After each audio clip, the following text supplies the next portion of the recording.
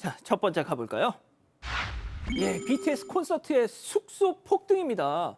자, 사진부터 만나보시죠. 자, 드디어 뜬 BTS 콘서트 일정 6월에는 바로 부산. 자, 발빠르게 호텔 예약에 성공을 하는데 말이죠. 3박에 41만 원, 1박에 10만 원대. 와우, 득템. 자, 그런데 말이죠. 띵. 이게 무슨 일? 1박에 148만 9천 원. 뭐야 이거? 숙소값이 하루 만에 15배나 널뛰기를 했다고라고라. 자, 내가 했던 예약은 제발 괜찮다고 해줘요. 괜찮은 경우가 지금 많지 않은 상황입니다. 그룹 방탄소년단이 오는 6월 12일, 13일 부산에서 콘서트를 연다는 소식이 전해지면서 부산의 일부 숙박업소에서 요금 가격을 너무 높게 책정해 논란이 되고 있습니다.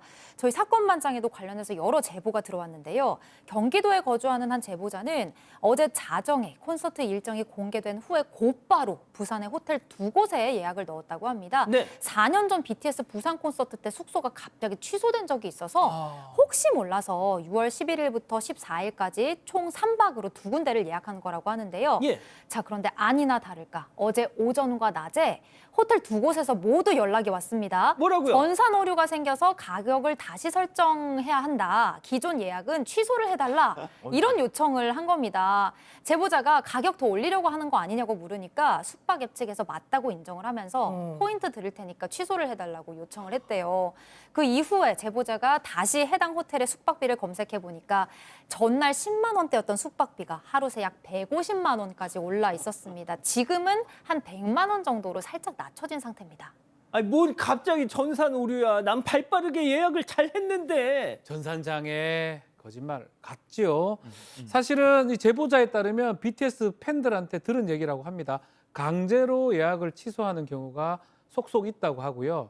더 문제는 900만 원짜리도 있다고 합니다. 숙소, 호텔이. 150만 원이 문제가 아니에요. 900만 원짜리도 있다라고 해서 지금 문제 제기를 하고 있는 상황인데, 뭐 BTS와 외국에서도 많이 오고 상당히 유명하니까 그럴 수는 있는데 지자체에서 좀 이걸 통제를 해야 되는 거 아니냐. 또 지금 보면 바가지 요금 이런 게 나중에 문제가 될 수 있거든요. 그럼에도 불구하고 부산에서는 도저히 이거 막을 방법이 없다. 민간에서 하는 거 아니냐라고 하면서 적극적인 대응을 못 하고 있다고 합니다. 박 변호사님, 이게 BTS 잘못은 아니잖아요. BTS 고마운 거죠, 뭐 어차피. 근데 그렇다고 또 어떻게 막을 방법은 사실 또 없다고 생각이 들어요. 아, 지역 경제 뭐 활성화에는 좋은데 말이죠. 괜히 또 불똥이 엉뚱한 데로 튈까 봐 말이죠. 좋습니다. 다음 이어가죠. 자, 유리창 너머로 뚜렷입니다. 자, 유리창 너머 보이는 좀 충격적인 장면, 제보 사진 만나보시죠.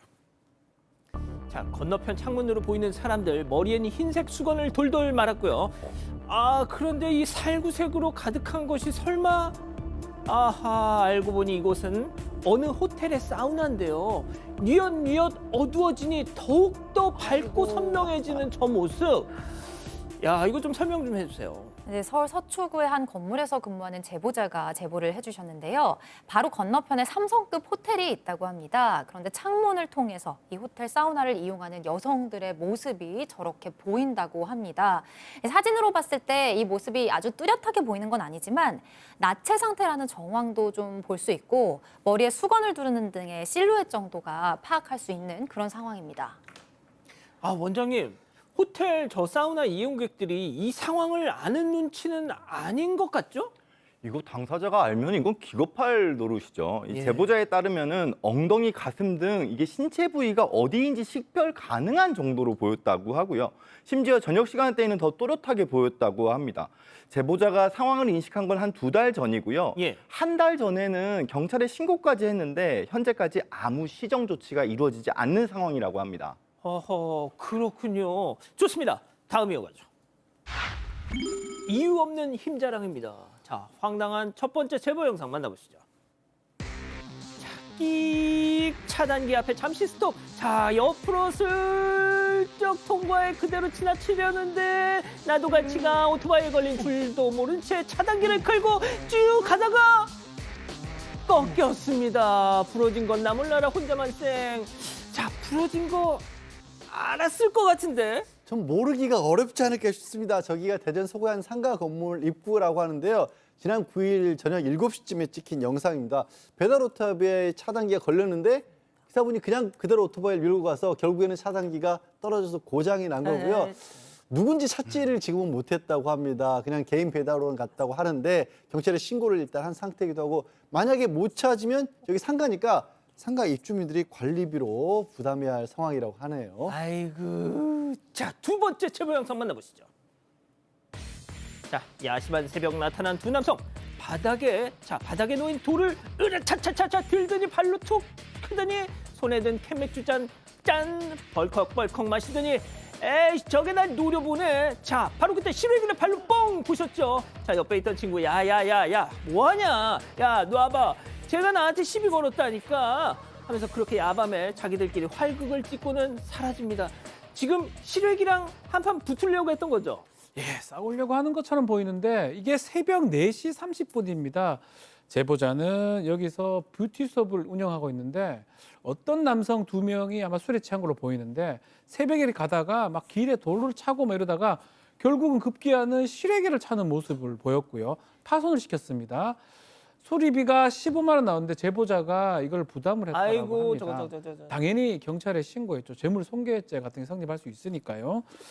신고를 했는데 2달이 지났는데 아직까지 수사 중이라고 합니다. 아이고. 만약에 얼굴을 공개한다면 예. 바로 잡겠지요. 그러니까요. 아 원장님 도대체 말 못하는 저런 물건에다 발길질하는 그 심리는 도대체 뭡니까? 그건 술 마시고 헛거를 봤다고 봐야 되지 않을까요? 아 그렇군요. 헛것을 봤군요. 좋습니다. 마지막 사연 이어갑니다.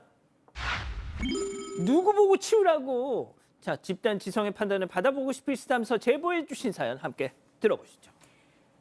안녕하세요. 저는 50대 초반 미혼 여성입니다. 3년 전 어머니가 갑작스레 돌아가시면서 홀아버지를 제가 모시게 됐는데요. 급하게 해외 생활을 정리하고 오느라고 몸도 마음도 좀 힘들었습니다. 그래도 지금은 많이 회복이 됐는데 아직도 여전히 힘든 건 바로 오빠네 식구입니다. 오빠는 어머니가 살아계셨을 때 부모님 속을 많이 썩였었고 가족들과 왕래도 잘 하지 않았거든요. 그런데 어머니가 돌아가신 뒤로 사람이 180도 변했습니다. 아버지께 얼마나 살갑게 구는지 오빠네 식구들이 틈틈이 집에 찾아와서 같이 밥도 해먹고 용돈이나 옷 선물도 드리고 가더라고요. 그러다 하루는 퇴근을 하고 늦게 집에 돌아왔는데요. 아이고 우리 한이 왔나? 다녀왔습니다, 아빠. 피곤하다. 아빠 근데 집이 왜 이렇게 더러워요? 아 그래. 아까 그 지혜리네 식구들 왔다가 저녁을 먹고 갔어. 아니 밥을 해먹었으면 치우고 가야지. 아니, 누구 보고 치우라는 거야? 아니 세연이랑 오빠 뭐 하고 갔대? 그냥 갔어? 야, 이 모르겠다. 아유 그 뭐 왔다 가면 좋지. 뭐 그것도 뭐 그러노. 아버지께 다 잘해드리는 건 좋게 생각하지만 밖에서 먹거나 아니면 본인 집으로 모시고 가서 먹을 수도 있는 거잖아요. 그런데 매번 이런 식으로 집을 잔뜩 더럽히고 가니까 제 입장에선 그저 황당하기만 합니다. 엄마가 돌아가시고 오빠가 뒤늦게 정신을 차렸나 싶다가도 혹시 이 사람 다른 속셈이 있나 괘씸하기도 한데요. 아버지는 좋은 게 좋은 거라면서 그냥 넘기라고 하시는데 오빠한테 한마디 하는 게 좋을까요? 자, 기다리고 기다리셨던 부처 핸즈업 타임 6천여 분의 우리 가족 여러분들 채팅창에 OX로 함께 참여해 보시죠. 먼저 사연자 동생입니다. 야, 양지열 무슨 바람이 들어서 갑자기 효자 코스프레? 야, 내가 그 시커먼 속 모를 것 같아? 그리고 코스프레를 할 거면 제대로 좀 해. 먹은 건 치우고 가야 될 거 아니야. 확 시동그라미. 아닙니다. 오빠 얘기도 들어보세요. 다음 오빠입니다. 야, 양아은 너는 효녀냐? 50대 미혼녀? 아이고 퍽이나. 야, 너 때문에 아버지 속이 더 문드러졌어. 야, 너가 못하는 거 며느리랑 손주 데려가서 내가 효도 좀 하겠다는데 꼽냐? X. 원장님부터요. 이게 일단 부자 간의 관계도 중요하지만 남매 관계도 중요합니다. 이거 어디까지나 별도예요. 딸이 아버지를 모시고 살면 더 챙겨주지는 못할 망정 이게 뭡니까? 그리고 엄연히 이 집은 여동생도 사는 집이에요. 그런 면에서는 여동생도 존중을 해줘야죠. 그렇군요, 박 변호사님. 자 이거는 한 번쯤은 반드시 얘기를 하셔야 될 것 같아요. 뭐 어떤 의도인지 뭐 그거는 중요하지 않은 것 같은데 이렇게 먹고 어지럽히고 지금 가버린 상황 아니겠습니까?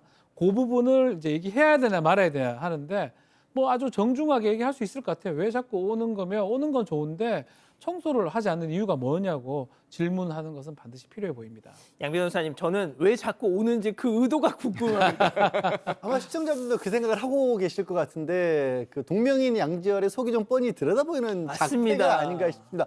이전부터 그랬으면 모를까 갑작스럽게 그리고 정말로 혼자 아버님이 계시기 걱정스러운 거면 본인들 집으로 모셨어야 하는 거죠. 아. 지금 여동생이 지금 챙길 사람이 없으니까 지금 바깥에서 해외에서 들어와서 살 지경이 되는데 막상 해외에서 들어와서 살고 있으니까 아이고야 혹시나 아버지가 또 몰아주는 거 아니야라는 걱정을 하는 것처럼 보일 수밖에 없잖아요. 그러니까 하려면 좀 제대로 하든지.